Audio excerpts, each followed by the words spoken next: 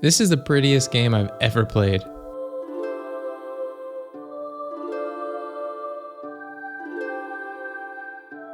Chrono Cross was developed in 1999 by Square. It's known most for being the sequel to one of the most highly regarded games of all time, Chrono Trigger. The jump graphically from the Super Nintendo to the PS1 was a huge upgrade, but do the other aspects of the game raise the bar as well? Let's answer those questions as we take a look at this legendary RPG, Chrono Cross.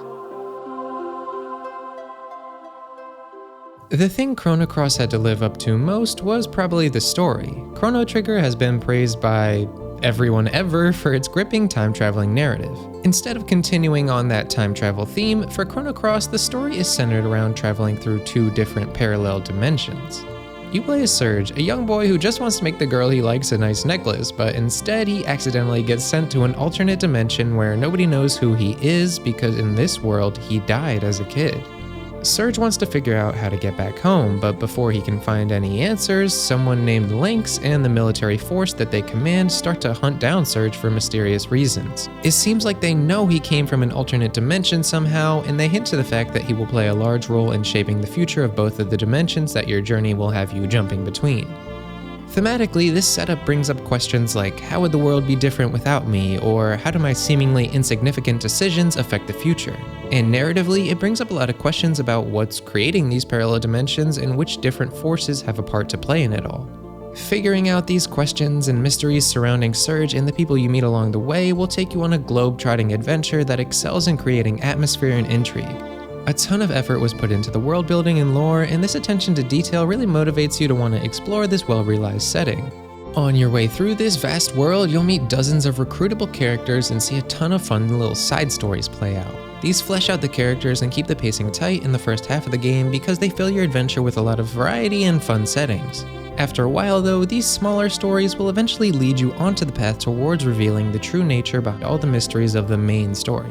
Chrono Cross does a great job of setting up intrigue using flash forwards, flashbacks, and all manner of other narrative tools to set up its mysteries. All this setup is pretty gripping throughout the first 70% of the game, and the first major payoffs to these mysteries are mind-blowing.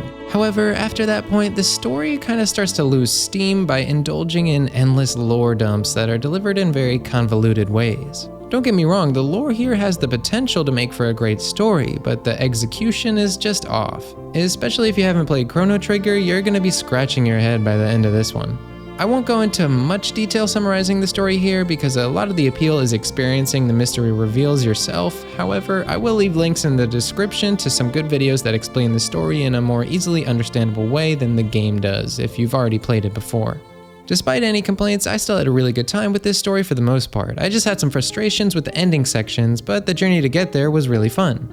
Now there were a few hiccups in the story where I had no idea what I was supposed to do or where to go or even which of the two realities to do it in, and that was frustrating too.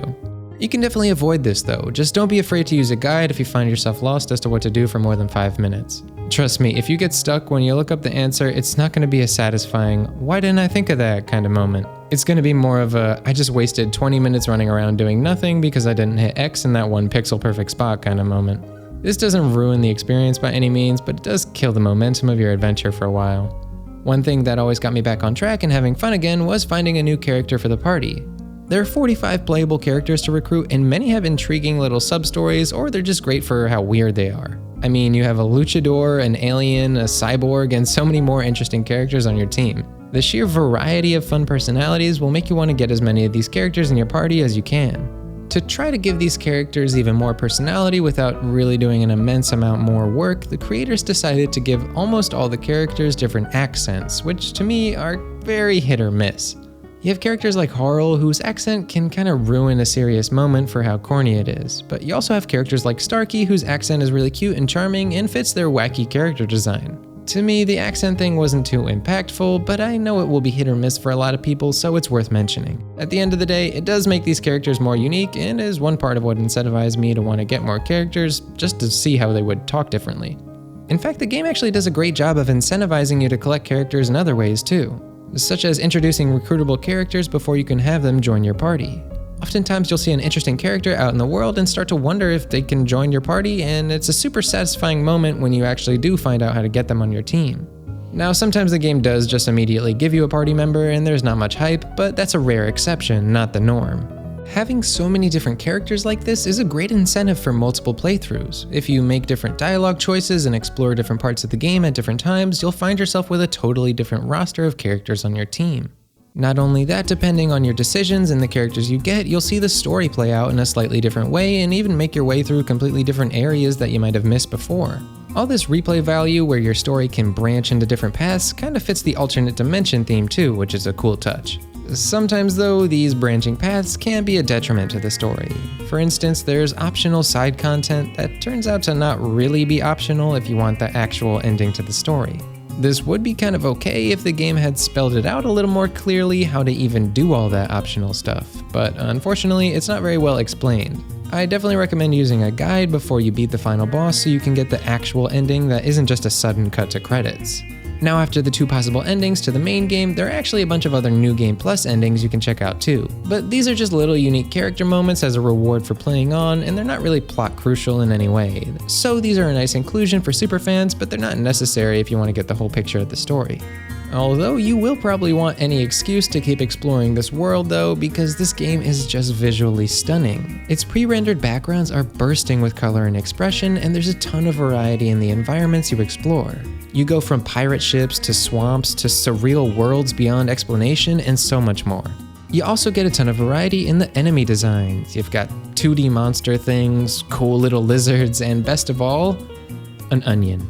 Big onion, look at that. Woo, to the good onion. Don't get me started on the amount of amazing boss designs there are. There's over 50 unique bosses that are all amazingly designed, and most of them have unique battle arenas too, some of which are really beautiful. All this variety makes the world feel expansive, but it never feels too huge, and this balance is a big part of why the game has such a good sense of adventure. Instead of empty feeling open areas, Chrono Cross's world goes for a more compact approach, with each area being tightly packed with interesting things. What adds even more depth to the densely packed areas you visit is the dimension swapping mechanic. Going between your homeworld and the alternate dimension you can swap between, each location will have minor or major differences that make your mind wander and want to figure out why things turned out differently. I highly recommend indulging that urge to explore all the areas and talk to all the NPCs everywhere, because there's a ton of moments and characters that can be easily overlooked in a playthrough where you only focus on going through the main story. Adding to the fun of exploring is that there's also a good amount of secrets hidden around, like the different text frames you can collect. Seriously, why doesn't every RPG have this? It was such a cute touch. Honestly, there's a lot of special little touches that help make this game feel unique, like how every character you recruit has a unique message for joining your party, or how weapons change visually when you upgrade them. Definitely take your time and enjoy all these details, and don't try to rush through this game. The beach paradise visuals should be giving you the hint that this is an adventure where you can take it slow and hang out with all the fun and interesting characters you meet in the different beautiful areas. Each of these different beautiful locations will greet you with one of the many incredible songs on the OST composed by Yasunori Mitsuda. While Chrono Trigger personally resonated with me more, and I felt that it hit higher peaks, Chrono Cross blew me out of the water with just how consistently each new song impacted me, or just how unconventional they could be for a JRPG soundtrack at times. The bar for quality is set super high, and with almost 70 songs, it's surprising that nearly every song is amazing. It's especially impressive considering the amount of aesthetics and tones the songs have to fit. The soundtrack goes from chillin' at the beach to climbing a volcano to tear-jerking scenes seamlessly and sets the mood perfectly for each. This is definitely a 10 out of 10 soundtrack and easily one of the best of all time. The only shame is that there's only one battle theme for normal fights and only a handful of boss battles have unique songs. However, that's sadly par for the course in most JRPGs. Seriously though, why do so many RPGs go to the effort of making a whole new song for a secret area you only spend 30 seconds in, but for the countless hours you spend in battle, they won't have 2 or 3 extra battle themes to cycle through just to keep things fresh? Speaking of battling, the combat system of Chrono Cross is also a major highlight. This is one of the most unique and satisfyingly complex turn-based battle systems I've ever played. If Chrono Cross had just one of the unique things it does with its battle system, it would still be pretty interesting. But in actuality, it has a ton of super unique core mechanics that all combine into a battle system unlike any other RPG. At first glance, it looks like your standard system of attacking, using magic, or defending. However, you'll soon notice that you have 3 levels of attacks that all have a different % chance of hitting. The higher the level, the more the damage, but also they have a higher chance of missing. Those 3 different attacks also use different amounts of stamina from the gauge at the bottom. Once you start attacking, you'll notice that you start to build up points that allow you to cast magic from your element grid. The more points you build up, the more powerful elements you can access, but you can also put these more powerful spells on lower levels of your grid to do slightly less damage, and vice versa for putting weak spells on higher spots on the grid. What adds strategic depth to this is the fact that all spells can only be used once per battle, so you want to choose which spells you put on your grid wisely along with what level you want to put them at. The element grid system is an intricate balancing act of how much you want to use your stamina on attacking before you cast an element and then choosing what level of element to use. When you eventually do use an element, you'll look up at the top left corner and you'll see that the field effect changes based on the last color spell that was cast. The more of one color that's on the field, the more damage that color spell will do. But you also have to take into consideration that every character is innately suited to one of the 6 colors and is weak to that color's opposite. Okay, it's kind of a lot to take in at first to say the least, but the beginning sections of the game are pretty easy, so it does give you time to get used to it before you dive into the beautiful complexity that the combination of all these different systems creates. So the battle system's amazing, but the game doesn't really do a good job of explaining the deeper sides of this system. It doesn't really explain how turn orders work, how to effectively manage stamina, the fact that physical attacks are affected by the field effect, or that buffs and debuffs are not affected by the level they're put at on your grid. I really recommend taking 5 minutes to look at a guide to the battle system or watching the beginning of the speedrun done at RPG Limit Break that I'll link to in the description. They explain the different nuances of the system as they play, and it's just a really interesting speedrun to watch in general.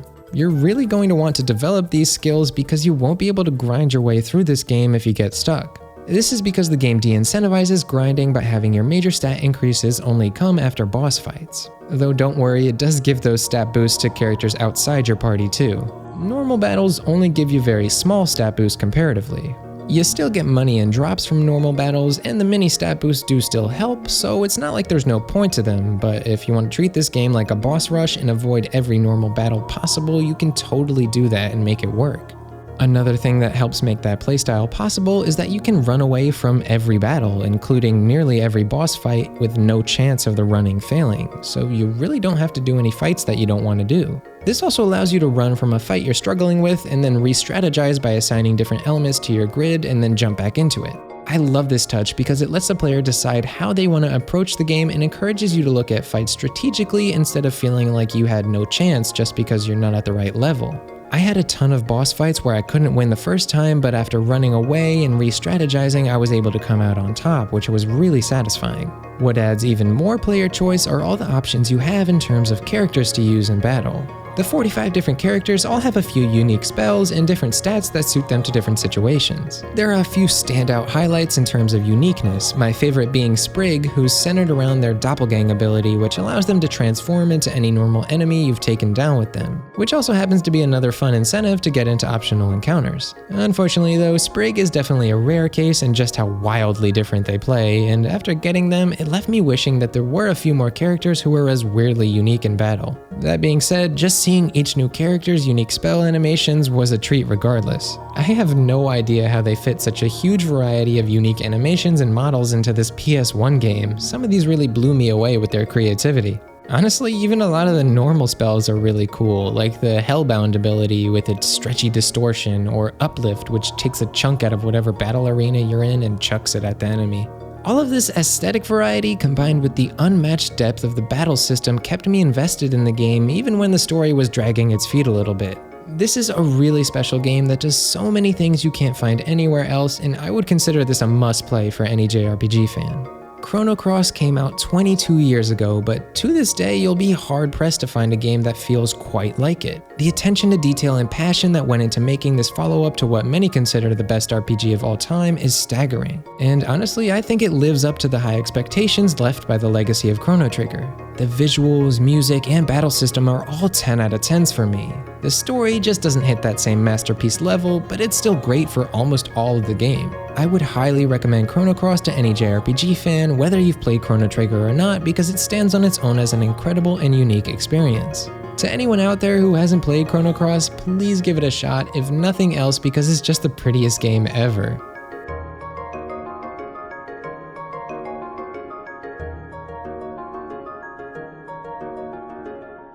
Okay, thank you so much for watching, and please let me know in the comments what other JRPGs you want to see covered on this channel. I'm working on a Xenogears review, so subscribe if you want to see that. Anyways, I hope you have a great day, and I'll see you soon with the next video.